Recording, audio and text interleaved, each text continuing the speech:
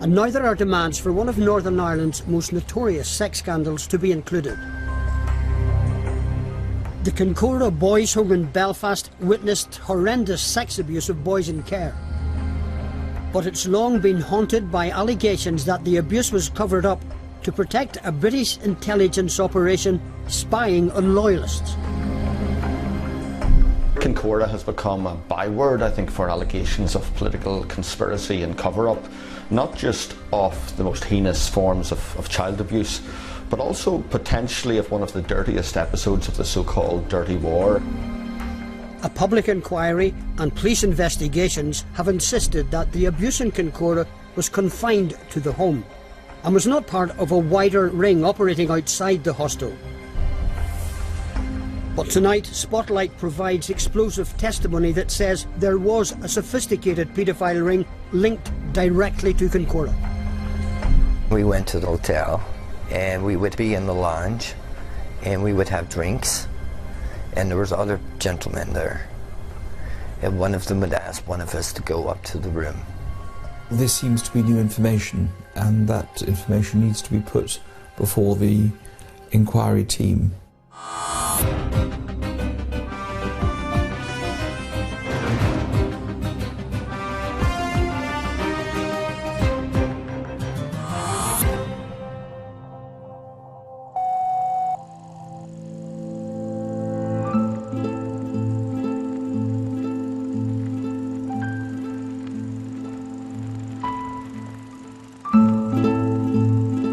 This is a child abuse scandal that I began investigating over 30 years ago.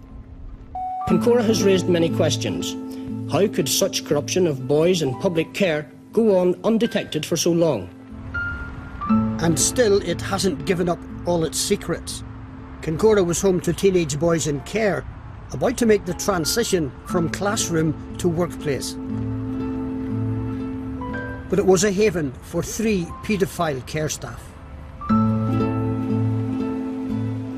Warden Joe Mains, his deputy Raymond Semple, and housefather William McGrath stood trial and were jailed for sex offences against boys in their care in 1981. When I first began to cover the story, public attention focused on William McGrath, a preacher, an Orangeman, well connected in unionist circles and known to leaders like Ian Paisley. Had you met McGrath before that time? Had you ever met McGrath before? Before 1975 or 1973? Yes, I'd met him when he ran a faith house. He ran a faith house in, I don't know where it was some of the other end. Finnegan. It's a story of a decades-long scandal, one that continues to this day. A story of horrific abuses perpetrated against young boys and of how the integrity of the state and the unionist establishment was put before protection of young lives. It's a cover-up that dates back to the start of the conflict, but only now is the truth finally beginning to emerge.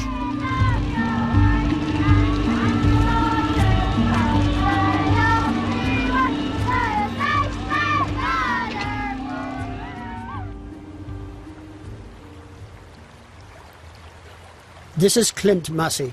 Today he's speaking out on a period of his life that for years he had kept in the shadows. Clint entered the care system aged 10. My mother left my father for another guy and I couldn't get on with him. A bad feeling right all round, and somewhere along the line it was decided that I would go into a children's home.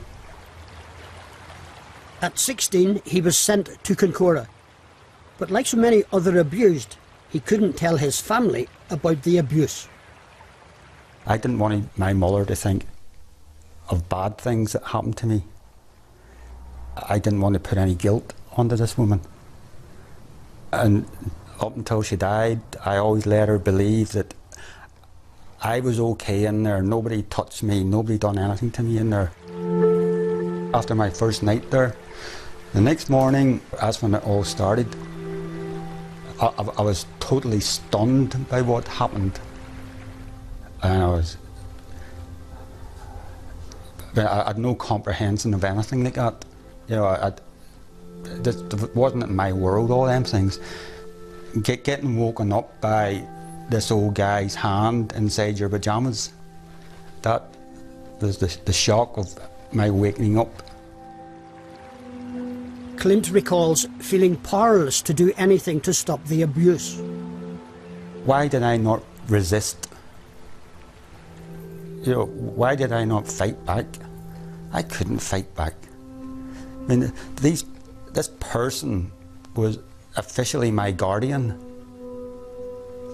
And, you know, I just could not fight back against him, this all-powerful man. His abuser was William McGrath, the most violent and prolific paedophile at the hostel. McGrath continued to rape me right up and to the left. William McGrath was more powerful than Clint could ever have imagined.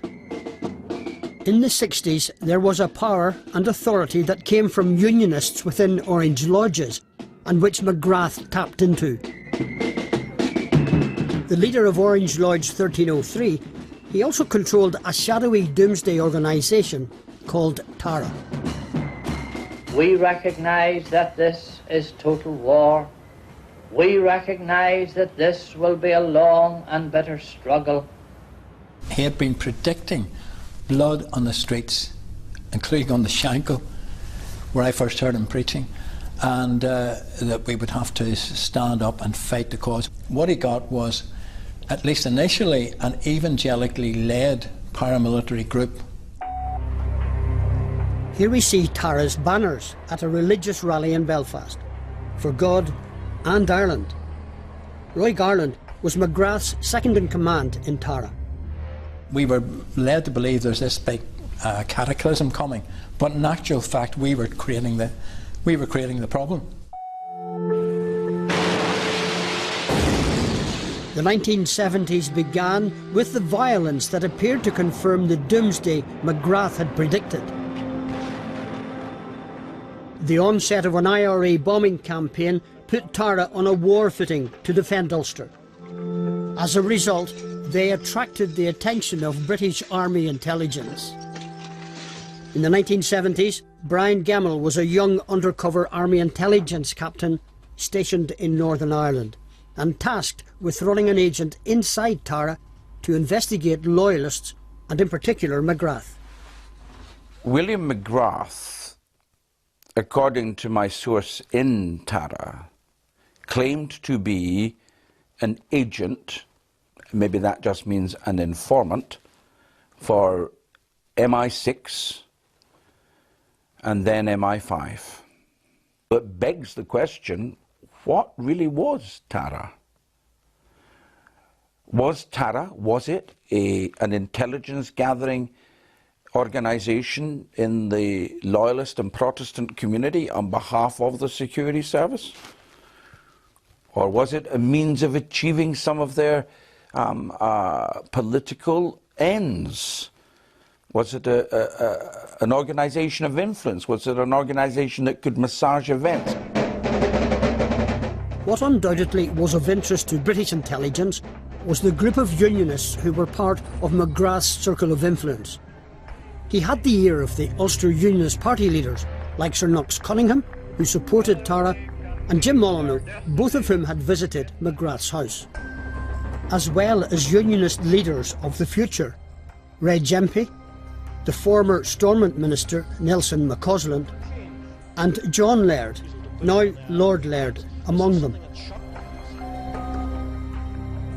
But they didn't yet know about the dark secret Roy Garland had discovered, that McGrath had been abusing boys who had attended evangelical meetings. I talked to, I reckon, at least a score of young people. This was serious abuse. This man was dangerous in terms of young people and dangerous in terms of politics. I spoke to at least a dozen clergymen, the Orange leaders. I said to the district master, in fact he said to me, I'll put my cards on the table, I know about this man. Didn't need to, a lot of them didn't need to tell them, they knew. Garland didn't realise it, But complaints of abuse from residents had become an open secret. For nearly 2 decades, police, social services and members of the Orange Order, as well as politicians, were being told about sexual abuse in Kincora. There was a growing sense that the Kincora staff were either very lucky or were for some reason being protected. So you were disappointed with the reaction? Disappointed is not the word. We thought, we'd heard all these stories about the Soviet Union and the lack of freedom and the lack of transparency and so on. And we thought, it's here in Northern Ireland. And this is allowed to continue. And young kids are being destroyed and have been destroyed for decades. In the mid-70s, Roy Garland shared his concerns with Brian Gemmell. What I was wondering from Roy Garland, who does this in Tara? What is Tara? What are their tasks? Just how real is it? How much is this a figment? How much is it a real organisation? And who are the people? In a way, what Roy wanted was to deal with the Kincora scandal, and it was a kind of quid pro quo. He gave me information, but I agreed, and I was willing, more than willing to do it, I agreed to take up the story of the abuse of boys at Kincora. What happened next stunned the young captain. He was summoned by one of the most senior MI5 officers in Northern Ireland. Rather than report the abuse, he was told to drop his interest in Tara and Kincora, and therefore also McGrath. I was shocked. I know I'd done a good job. I'd got information on Tara. It wasn't a lot, but this is only the beginning of something. I had dealt with and brought to light something that was potentially criminal behaviour. The line was very clearly, drop this. The abuse at the boys' home continued for 5 years after MI5 asked Gemmell to drop his investigation. Yet a later police report into